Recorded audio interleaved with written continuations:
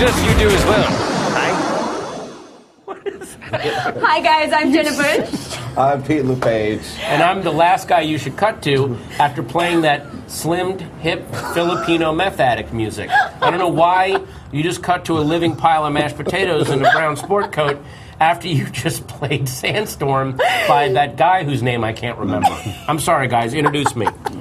Yes, so welcome to Newsarama's live coverage at New York Comic Con. We are here with Patton Oswalt. Hi. He was dancing. You don't know the kind of dancing he was doing while that was rolling. Are you all right now? I lost 5 pounds during the intro. Feel pretty good. All right. Yeah. Well, let's talk about the new show coming out on Cartoon Network. Yeah. Six amazing episodes. Yeah, it's their first. I didn't know that they were making a miniseries. It's their first ever, like, Falcon Crest style miniseries that the Adult Swim is attempting. It's called The Heart She Holler, and it's by the guy. You guys watched Wonder Shows on MTV. Remember that one? Yeah. All right. Yeah. Well, this is their epic. This is what they dreamed of doing, and I got to star in it, so I lucked out. Congratulations. Yes, thank you. I love that you said Falcon Crest, but we just watched the video.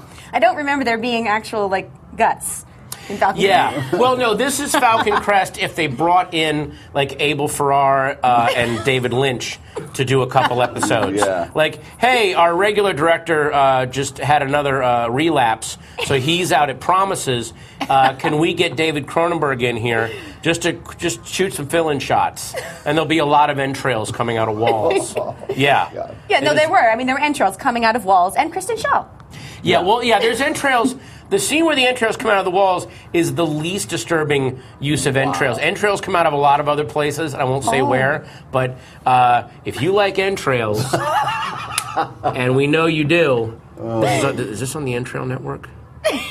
If you like entrails, I hope I'm speaking to the right people, then definitely watch The Heart She Holler on November 6th. Who doesn't love entrails? Who doesn't love entrails? They're very popular. Yeah. Well, tell us a little bit more about the show.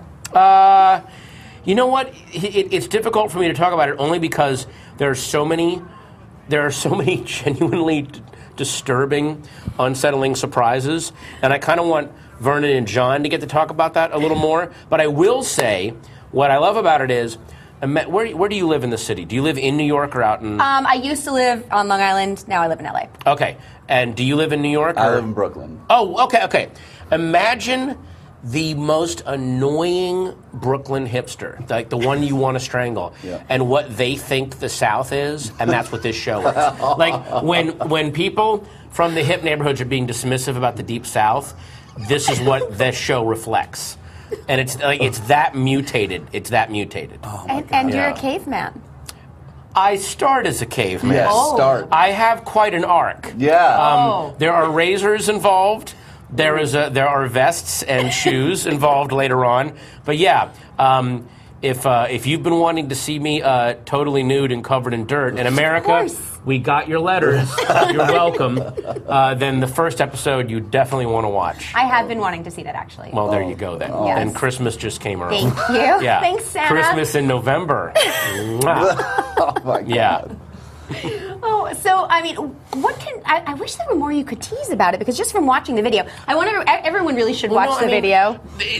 It's one of those things that I'm afraid that if I tease more, I'm going to give away. Well, I mean, Kristen Shaw and Heather Lawless play my sisters, who don't know that they're my sisters until that in the middle of the first episode, and they are more like. Heather Lawless is like Carrie White from Carrie, even more religiously crazy, and Kristen Shaw plays the kind of slut that even like the Kardashians would go, you need to tone it way down. Like that's, oh my God. And so they could not be more like polar opposite of each other. And then there's there's just so many little like there's the town doctor.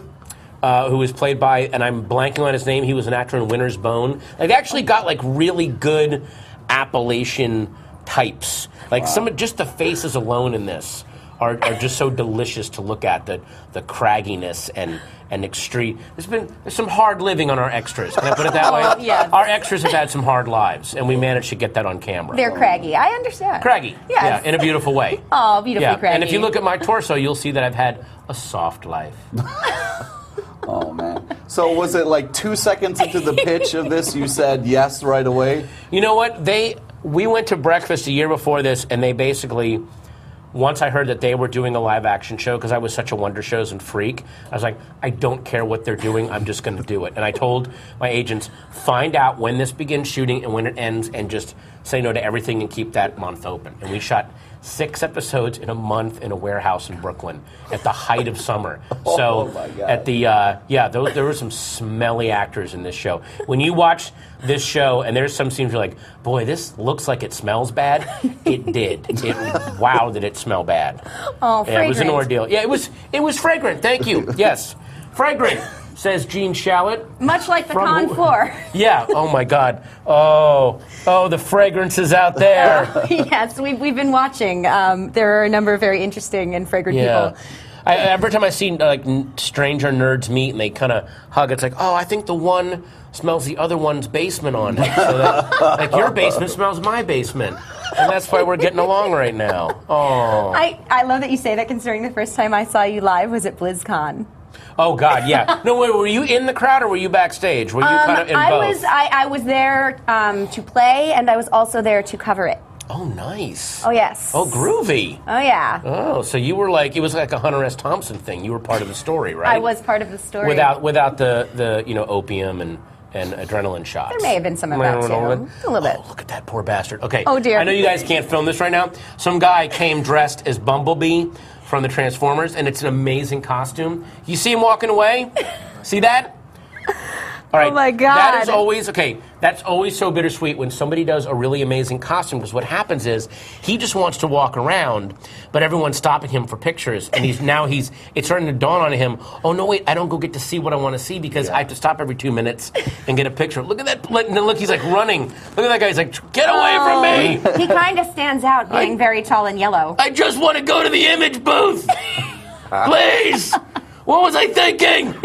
There was a guy yesterday, it was the Hulk, and he told us he had 2 stools taped to his feet, and he was just, so he would be the size of the Hulk. Oh, no. And he couldn't get anywhere. No. Poor guy. I know. And he doesn't get to do it. I remember a couple years ago when I was in San Diego, Johnny Depp came for a surprise visit on a panel, and then we were all backstage, and he said, he goes, I'd like to walk around the floor and see some of this stuff. And his panel was like, you cannot go down there, please. And here's what this was so genius. He went to nearby one of those Halloween costume warehouses where you buy the cheap knockoff costumes, and he bought a cheap Jack Sparrow outfit. Oh my God. And walked forward, and everyone just was like, this idiot thinks he's Johnny Depp. Because there were 800 Jack Sparrows, all of whom were way more detailed, and he's wearing this slapped together version, and no one paid attention to him.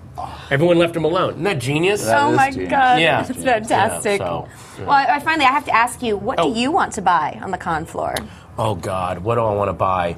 I don't know. If there could be maybe like a weird.